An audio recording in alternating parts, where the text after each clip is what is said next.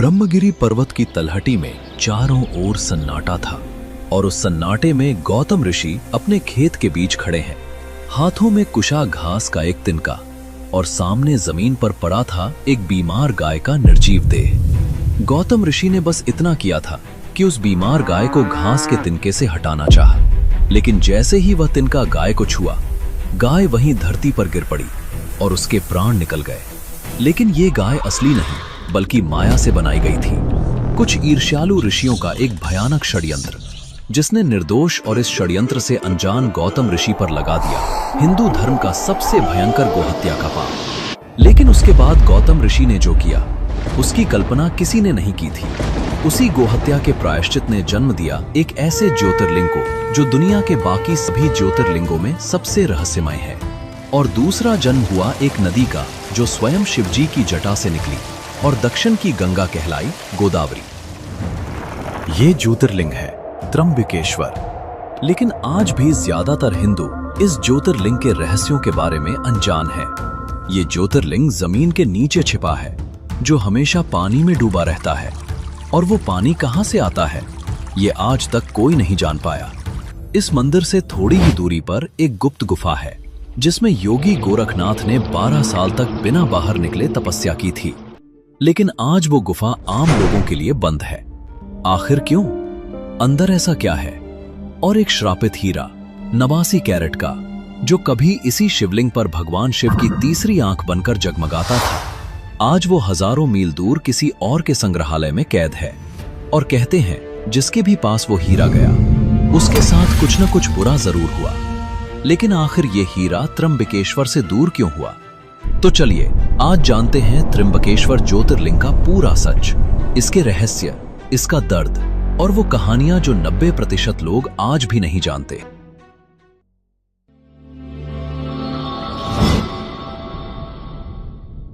त्र्यंबकेश्वर ज्योतिर्लिंग की कहानी आखिर कब शुरू हुई?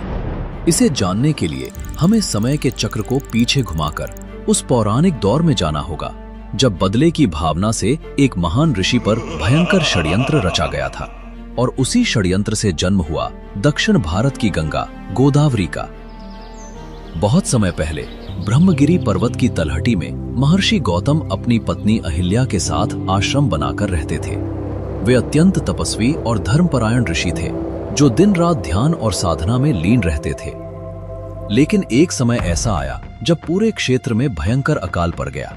नदियां सूख गईं, खेत बंजर हो गए, सभी जीव तड़पने लगे। चारों ओर हाहाकार मच गया और पूरी सृष्टि का दम घुटने लगा। गौतम ऋषि से यह पीड़ा देखी नहीं गई। उन्होंने देवराज इंद्र की कठोर तपस्या शुरू की, अन्न जल का त्याग किया और दिन रात केवल इंद्र का ध्यान किया। उनकी तपस्या इतनी प्रचंड थी कि स्वयं इंद्रदेव प्रसन्न हुए और प्रकट होकर बोले, हे ऋषिवर, आपकी भक्ति से मैं प्रसन्न हूं। मैं वरदान देता हूं, तुम्हारे आश्रम के समीप सदैव जल का स्रोत बना रहेगा एवं इस स्थान के समीप सदा समृद्धि बनी रहेगी। भगवान इंद्र की कृपा से वहां एक दिव्य कुंड प्रकट हुआ, जो सदा स्वच्छ पानी से भरा हुआ रहता था। अब गौतम ऋषि के आश्रम में अन्न और जल की कोई कमी नहीं रही। जिस स्थान पर चारों ओर अकाल था, सूखा था, मृत्यु थी, वहीं गौतम ऋषि की वजह से वह स्थान हरा भरा, समृद्ध, प्राणों से भरपूर हो गया। लेकिन दोस्तों कहते हैं कि जहां सुख होता है वहां ईर्ष्या भी आती है। इस स्थान की समृद्धि देखकर आसपास के कई ऋषि गौतम ऋषि से जलने लगे। कुछ समय के पश्चात उन ऋषियों के मन में बहुत विष भर गया और उन्होंने साथ मिलकर एक भयानक षड्यंत्र रचा। उन ईर्ष्यालु ऋषियों ने माया से एक कमजोर, बीमार गाय का निर्माण किया और उसे चुपके से गौतम ऋषि के खेत में भेज दिया। गाय फसल चरने लगी। जैसे ही गौतम ऋषि ने उसे देखा, उन्होंने दूर से कुशा घास की एक पत्ती फेंककर गाय को हटाने का प्रयास किया, लेकिन वह तो माया से रची हुई गाय थी। कुशा घास के स्पर्श मात्र से वह गाय गिर पड़ी और उसके प्राण निकल गए। ये देखकर गौतम ऋषि स्तब्ध रह गए और चिंतित होकर सोचने लगे कि ये मुझसे क्या हो गया? क्या ये गोहत्या थी? क्या मुझ पर धर्म का सबसे भयंकर पाप लग चुका है? अब उनके हाथ पैर कांपने लगे, आंखों से अश्रुधारा बहने लगी और वे जमीन पर बैठ गए। दूसरी ओर उन ईर्ष्यालु ऋषियों ने आग में घी डाला। वे आकर बोले, हे गौतम, तुमने गोहत्या की है, तुम अब पापी हो, तुम्हें इस पाप का प्रायश्चित करना होगा। अब गौतम ऋषि बेसहारा हो गए। पर उन्होंने हार नहीं मानी। इस पाप से मुक्ति पाने के लिए उन्होंने वह किया जो कोई साधारण मनुष्य नहीं कर सकता। उन्होंने स्वयं भगवान शिव की कठोर तपस्या आरंभ कर दी, अन्न जल का पूर्ण त्याग किया और वर्षों तक केवल महादेव का ध्यान किया। उनकी तपस्या इतनी तीव्र थी कि ब्रह्मगिरी पर्वत कांपने लगा, आकाश में बिजलियां कड़कने लगी। तीनों लोग उस तपस्या की ऊर्जा से थरथरा उठे और तभी स्वयं भगवान शिव प्रकट हुए। महादेव ने शांत स्वर में कहा, हे ऋषिवर, तुम्हारी भक्ति से मैं प्रसन्न हूं, मांगो क्या चाहते हो। गौतम ऋषि ने हाथ जोड़कर नेत्रों में आंसू भरकर कहा, हे प्रभु, मुझ पर गोहत्या का महापाप लगा है, कृपया गंगा जी को यहां भेजिए ताकि उनके पवित्र जल से मेरा यह पाप धुल सके। भगवान शिव मुस्कुराए और उन्होंने अपनी जटाओं से गंगा को मुक्त किया। लेकिन यह गंगा उत्तर भारत की गंगा से भिन्न थी। यह थी दक्षिण की गंगा, जिसे आज हम गोदावरी नदी के नाम से जानते हैं। गोदावरी नदी ब्रह्मगिरी पर्वत की चोटी से प्रकट हुई और प्रचंड वेग से बहने लगी। देखते ही देखते पूरा क्षेत्र जल से भर गया। लेकिन गौतम ऋषि को भय लगा, कहीं गंगा जी तीव्र बहाव के चलते कहीं दूर न चली जाए। इसलिए उन्होंने कुशा नाम के घास से गंगा जी को रोकने का प्रयास किया। गौतम ऋषि द्वारा जिस स्थान पर गोदावरी को रोका गया, वो स्थान आज कुशावर्त कुंड के नाम से प्रसिद्ध है। यह वही पावन कुंड है जहां स्नान करने मात्र से सारे पाप धुल जाते हैं। इसके अलावा गौतम ऋषि ने शिवजी से विनती की कि जन कल्याण के लिए आप सदा के लिए यहां निवास करिए। गौतम ऋषि की भक्ति से प्रसन्न होकर भगवान शिव ने घोषणा की, हे ऋषिवर, तुम्हारी तपस्या ने मुझे जीत लिया है। मैं स्वयं अवश्य यहीं स्थायी रूप से निवास करूंगा। और उसी क्षण महादेव ज्योतिर्लिंग के रूप में यहां प्रकट हुए। यही है त्र्यंबकेश्वर ज्योतिर्लिंग की उत्पत्ति की अद्भुत कथा। दोस्तों, अगर आपको भोलेनाथ पर सच्चा भरोसा है तो कमेंट में हर हर महादेव जरूर लिखिए और वीडियो को लाइक कर दीजिए। चलिए अब आगे बढ़ते हैं। जिस महादेव ने गौतम ऋषि को पाप मुक्त किया, जिन्होंने दक्षिण की गंगा को प्रकट किया, उन्हीं महादेव का यह मंदिर एक ऐसा रहस्य छिपाए बैठा है जो इसे दुनिया के बाकी सभी ज्योतिर्लिंगों से बिल्कुल अलग बनाता है और जिसे देखकर बड़े बड़े विद्वान भी चकित रह जाते हैं। भारत में 12 ज्योतिर्लिंग हैं, जैसे कि सोमनाथ, महाकालेश्वर, काशी विश्वनाथ, रामेश्वरम। ये सभी अपनी अपनी जगह अलौकिक है, लेकिन इन सब में त्र्यंबकेश्वर सबसे अनोखा है। जब आप मंदिर के गर्भगृह में प्रवेश करते हैं तो आपको ऊपर नहीं बल्कि नीचे जाना पड़ता है और सीढ़ियां उतरनी पड़ती हैं। जी हां, जहां हर मंदिर में शिवलिंग जमीन के ऊपर स्थापित होता है, वहीं यह संसार का एकमात्र ज्योतिर्लिंग है जो जमीन की सतह से नीचे विराजमान है। नीचे पहुंचने पर एक गड्ढे जैसी संरचना दिखती है, लगभग 1 फुट गहरी। उसमें सदा जल भरा रहता है और उस जल में एक अंगूठे के आकार का छोटा सा शिवलिंग। लेकिन यह कोई साधारण शिवलिंग नहीं है। इस शिवलिंग पर 3 सूक्ष्म उभार हैं, ब्रह्मा, विष्णु और महेश, त्रिदेव, एक साथ एक ही लिंग पर। पूरे भारत में, पूरे संसार में कोई भी और ज्योतिर्लिंग ऐसा नहीं है जहां तीनों देवताओं का एक साथ वास हो। पर सबसे बड़ा रहस्य यह है कि शिवलिंग सदैव जल में डूबा रहता है। लेकिन यह जल कहां से आता है वो कोई नहीं जानता।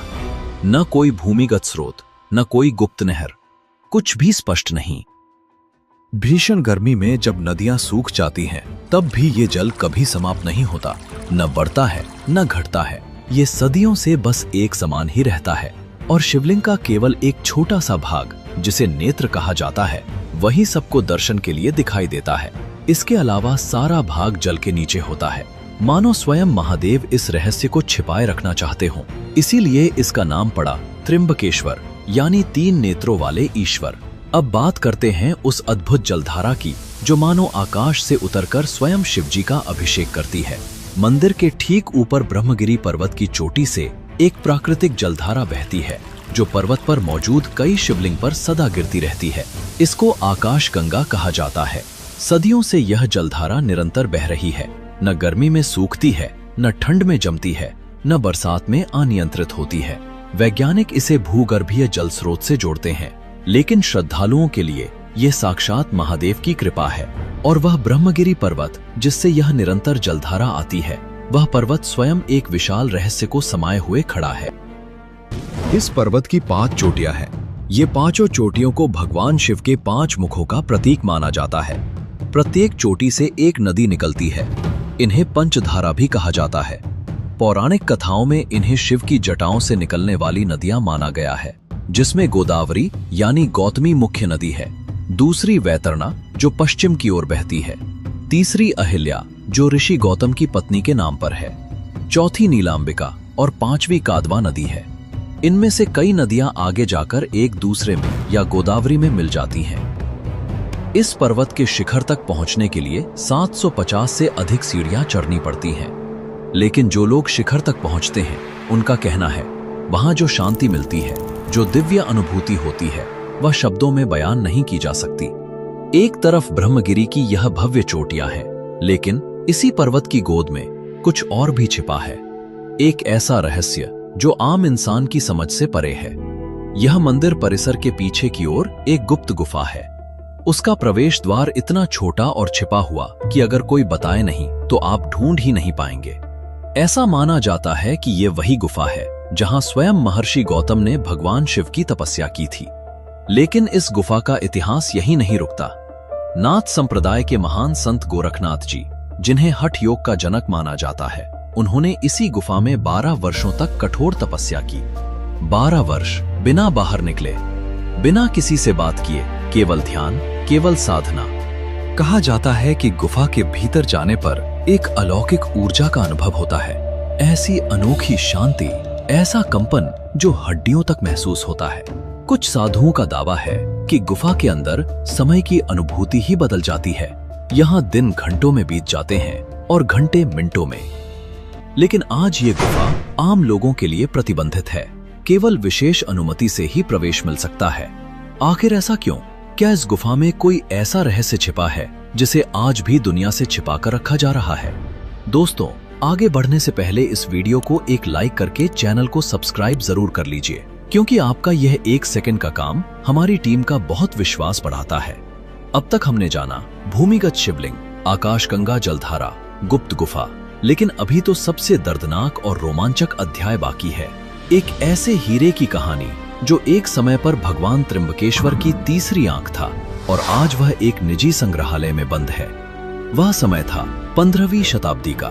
तेलंगाना के गोलकुंडा खदानों में से एक खदान अमरगिरी से एक विशाल हीरा निकला, जिसका नाम रखा गया था नासक डायमंड। 89 कैरेट का, इतना बड़ा और इतना शुद्ध कि उसकी चमक देखने वालों की आंखें चौंधिया जाती। यह वही प्रसिद्ध गोलकुंडा खदानें थी जहां से कोहिनूर जैसे संसार के सबसे प्रसिद्ध हीरे निकले। पेशवा नाना साहिब, जिन्होंने त्र्यंबकेश्वर मंदिर का भव्य पुनर्निर्माण करवाया था, उन्होंने एक मन्नत मांगी थी। अगर त्र्यंबकेश्वर किले पर विजय प्राप्त हो तो वे भगवान शिव को ये अनमोल रत्न अर्पित करेंगे। जब उनको विजय मिली तब नाना साहिब ने अपना वचन निभाया। उन्होंने ये नासक डायमंड को शिवलिंग पर भगवान शिव की तीसरी आंख के रूप में स्थापित करवाया। वर्षों तक यह दिव्य हीरा मंदिर की शोभा बढ़ाता रहा। भक्त आते, शिवलिंग पर उस चमकते हीरे को देखते और मंत्रमुग्ध हो जाते। लेकिन फिर आया वह काला दिन। साल था 1817। तीसरा एंग्लो मराठा युद्ध छिड़ गया था। ब्रिटिश ईस्ट इंडिया कंपनी और मराठा साम्राज्य के बीच भीषण संघर्ष हुआ। जब अंतिम पेशवा बाजीराव द्वितीय हार गए, तब यह हीरा अंग्रेजों के हाथ में आया। कर्नल ब्रिग्स ने यह हीरा governor general Marquess of Hastings को सौंपा और हेस्टिंग्स ने यह हीरा ईस्ट इंडिया कंपनी को दिया। अंत में कंपनी ने उसे बिकने के लिए लंदन भेज दिया। लंदन के एक जौहरी रंडेल एंड ब्रिज ने इसे मात्र 3000 पाउंड में खरीदा और काट कर छोटा कर दिया। ये हीरा 89 कैरेट से 78 कैरेट का हो गया। उन्होंने कहा, हीरा शुद्ध है पर आकार खराब है। भगवान शिव की आंख का आकार खराब? लेकिन ये अंग्रेजों का अहंकार था। इसके बाद नासक डायमंड कई अलग अलग लोगों के हाथों में गया। इसे कई जगहों पर घुमाया गया, लेकिन ये हीरा जहां भी गया, जिसके भी पास गया, इस हीरे के साथ उस व्यक्ति का दुर्भाग्य भी साथ आता था। नासक डायमंड के हर नए मालिक के साथ कुछ न कुछ ऐसा हुआ था जो आज तक समझ से परे था। कभी किसी के साथ हेल्थ की प्रॉब्लम हुई, कभी किसी के साथ पैसों की प्रॉब्लम हुई, कभी संबंधों में दरारें आईं। इस तरह ये हीरा जहां भी गया, अपने साथ एक दुर्भाग्य साथ ले गया। इसीलिए कई लोगों का कहना है कि यह एक शापित हीरा है। जब तक वह शिवजी के पास नहीं आ जाता, तब तक अपने हर नए मालिक के साथ कुछ न कुछ होता रहेगा। और आज आज ये हीरा लेबनान के बेरूत शहर में रॉबर्ट मुआवाद नामक एक धनी रत्न संग्राहक के निजी संग्रहालय में बंद है, जिसे आम जनता देख तक नहीं सकती। लेकिन दोस्तों, नासक डायमंड भले ही चला गया, फिर भी मंदिर के पास आज भी एक ऐसा खजाना है जो करोड़ों की संपत्ति से भी अधिक अनमोल है। त्र्यंबकेश्वर मंदिर में एक शाही सोने का मुकुट रखा है। पंचमुखी मुकुट, हीरे, पन्ने और अनगिनत बेशकीमती रत्न जड़े हुए। मान्यता है कि यह मुकुट स्वयं पांडवों ने भगवान शिव को समर्पित किया था। लेकिन इतिहास कहता है कि वर्तमान में जो मुकुट हम देखते हैं वह मराठा साम्राज्य की देन है। इसे पेशवा नाना साहेब ने 18वीं शताब्दी में मंदिर को दान किया था। पर सबसे रोमांचक बात, यह मुकुट केवल सोमवार को संध्या 4 से 5 बजे के बीच मात्र 1 घंटे के लिए दर्शन को निकाला जाता है। शेष समय कहां सुरक्षित रखा जाता है, यह मंदिर प्रशासन का गोपनीय विषय है। ब्रह्मगिरी से कुछ ही दूरी पर एक और रहस्यमय पर्वत है, अंजनेरी पर्वत। नाम सुनकर कुछ याद आया? अंजनी, भगवान हनुमान की माता। जी हाँ, ऐसा माना जाता है कि यही वह पावन स्थल है जहां भगवान हनुमान का जन्म हुआ। कहा जाता है कि माता अंजनी ने इसी पर्वत पर वायुदेव और भगवान शिव की कठोर तपस्या की। उनकी तपस्या इतनी प्रचंड थी कि स्वयं देवता प्रसन्न हुए और उन्हें हनुमान जैसे वीर अजय पुत्र की प्राप्ति हुई। इस पर्वत पर आज भी प्राचीन गुफाएं और रहस्यमय सुरंगें मिलती हैं। कुछ सुरंगें इतनी गहरी हैं कि आज तक कोई उनके अंत तक नहीं पहुंच पाया। स्थानीय लोग बताते हैं, रात को इन सुरंगों में अजीब ध्वनियां सुनाई देती हैं, मानो कोई प्राचीन मंत्रों का उच्चारण कर रहा हो। सोचिए, एक ओर त्र्यंबकेश्वर जहां स्वयं महादेव विराजमान है, दूसरी ओर अंजनेरी जहां उनके ही रुद्र अवतार हनुमान का जन्म हुआ। क्या यह मात्र संयोग है या इस क्षेत्र में कोई ऐसी दिव्य शक्ति है जो सदियों से प्रवाहित हो रही है? चलिए अब बात करते हैं त्र्यंबकेश्वर मंदिर के उन 2 अनुष्ठानों की जो इसे पूरे भारत में अद्वितीय बनाते हैं और जिनके कारण दूर दूर से लोग यहाँ खींचे चले आते हैं। ये 2 अनुष्ठानों में पहला है काल सर्प दोष पूजा। ज्योतिष शास्त्र के अनुसार जब कुंडली में समस्त ग्रह राहु और केतु के मध्य स्थित हो जाएं, तो व्यक्ति के जीवन में निरंतर बाधाएं, असफलताएं और मानसिक कष्ट आते हैं। इसे काल सर्प दोष कहते हैं। त्र्यंबकेश्वर को इस दोष के निवारण का सबसे प्रभावशाली स्थान माना जाता है। सिर्फ इसी दोष से मुक्ति पाने के लिए प्रतिवर्ष लाखों लोग इसकी पूजा करवाने के लिए यहाँ आते हैं। और दूसरा अनुष्ठान है नारायण नागबलि। लगातार 3 दिनों तक चलने वाला यह अनुष्ठान त्र्यंबकेश्वर का सबसे शक्तिशाली और भावनात्मक कर्मकांड माना जाता है। इसमें पहले दिन नारायण बलि का विधि विधान होता है। यह उन आत्माओं की शांति के लिए होती है जिनकी अकाल मृत्यु हुई हो, जिसकी मृत्यु दुर्घटना में हुई हो, आत्महत्या या हत्या में हुई हो। कहते हैं ऐसी आत्माएं भटकती रहती हैं। नारायण बलि अनुष्ठान से उन्हें मुक्ति मिलती है।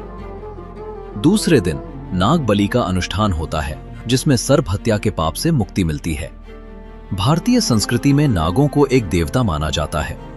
जिनसे जाने अनजाने में हुई सर्प हत्या का दोष हुआ हो, इस पूजा से वह दूर होता है। और अंतिम तीसरे दिन विधिवत गणेश पूजा के साथ अनुष्ठान का शुभ समापन होता है। पूरे भारत में केवल त्र्यंबकेश्वर मंदिर में ही यह पूजा विधिवत और प्रामाणिक रूप से संपन्न होती है। यही कारण है कि यहां प्रतिदिन हजारों परिवार इन अनुष्ठानों के लिए आते हैं।